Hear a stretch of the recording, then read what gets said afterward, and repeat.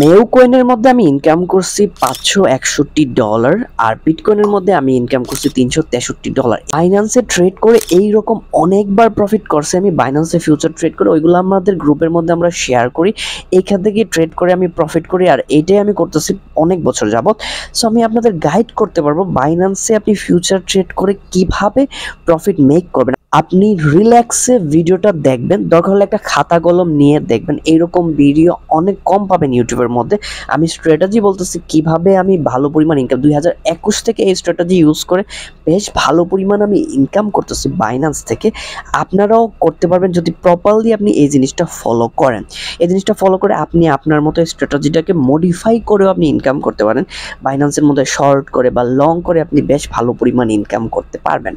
Actually যারা future trade সম্পর্কে অবগত তারা জানেন ফিউচার ট্রেডের মধ্যে আপনি শর্ট করেও প্রফিট করতে পারবেন, লং করেও আপনি প্রফিট করতে পারবেন।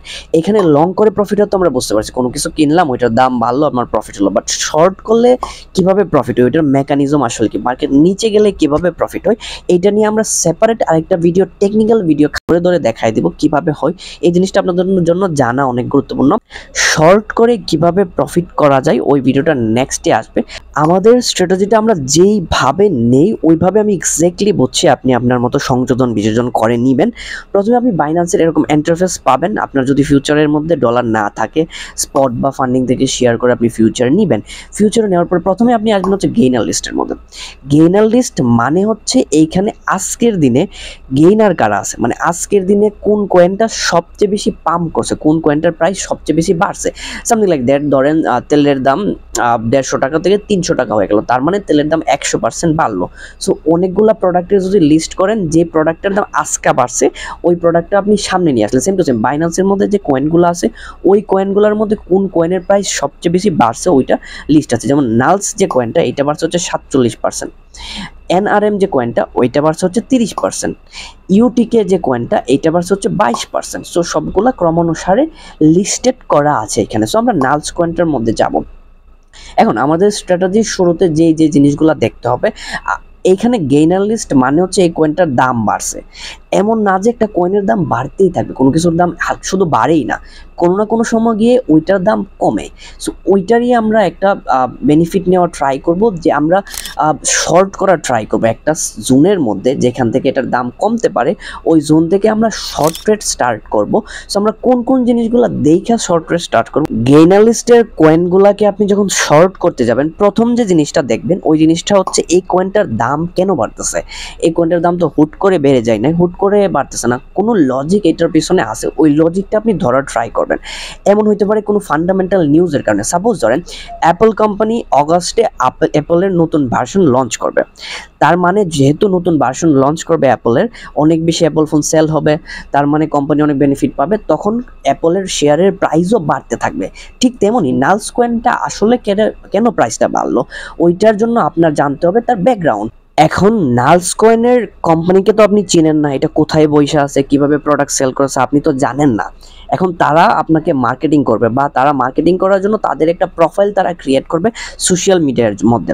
হইতে পারে তাদের ইউটিউব চ্যানেল আছে, নাও হইতে পারে তাদের ফেসবুক পেজ আছে, নাও থাকতে পারে, বাট ওরা ম্যাক্সিমাম টাইম টুইটার ইউজ করে। হ্যাঁ, ওরা ম্যাক্সিমাম টাইম টুইটার ইউজ করে, টুইটারের মধ্যে তাদের আপডেশনগুলো দেয়।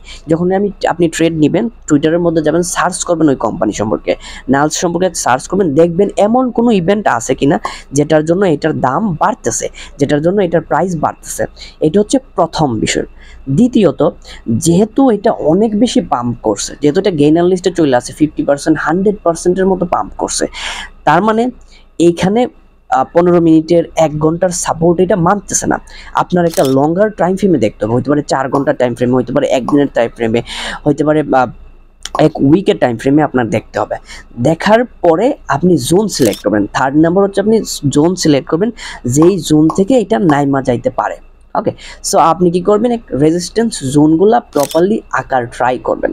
রেজিস্ট্যান্স জোনগুলো আপনি প্রপারলি আঁকবেন, ওই জোনে আপনি শর্ট ওপেন করা স্টার্ট করবেন। দেখেন নালস কয়েনের মধ্যে আমি একটা প্রপারলি রেজিস্ট্যান্স জোন আঁকছি, এখানে একটা প্রপার রেজিস্ট্যান্স জোন আঁকছি।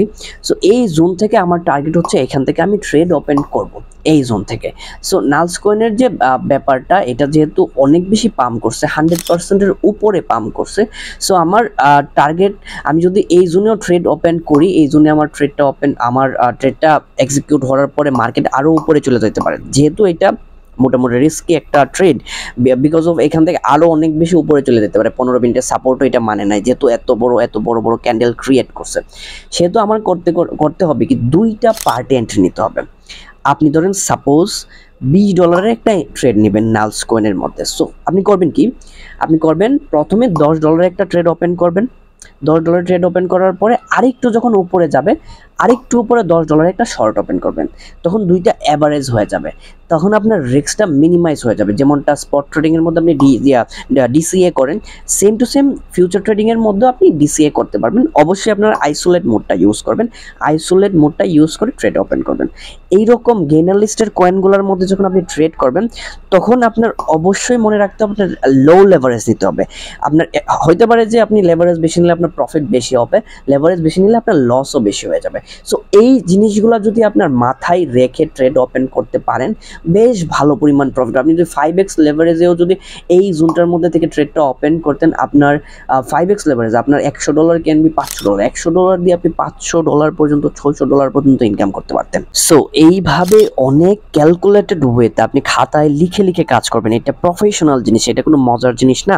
আপনি খাতায় লিখে লিখে প্রপারলি সবকিছু ম্যানেজ করে, আপনার রিস্ক ম্যানেজ করে তারপরে আপনি ট্রেডগুলো ওপেন করবেন। স্ট্র্যাটেজিটা ইউজ করে আমাদের গ্রুপ মেম্বার, আমার স্টুডেন্টরা সবাই বেশ ভালো পরিমাণ ইনকাম করতেছে। আপনিও অনেকটাই কম রিস্কে ফিউচার ট্রেড থেকে $10, $20 করে ইনকাম আপনি করতে পারবেন।